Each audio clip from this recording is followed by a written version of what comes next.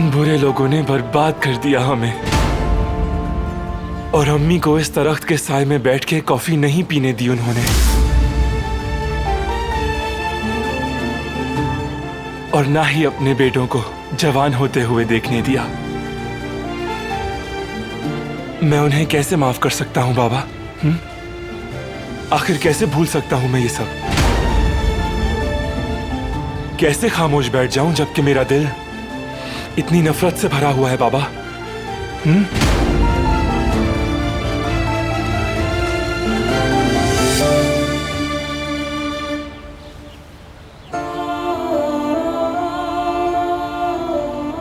उस आदमी ने जो कहा, क्या वो सच है बाबा?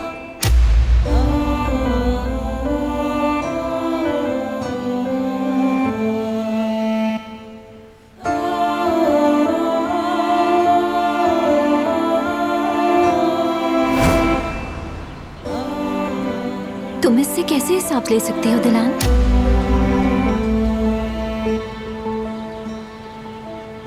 इसके बाबा की यह हालत मेरे बाबा की वजह से है।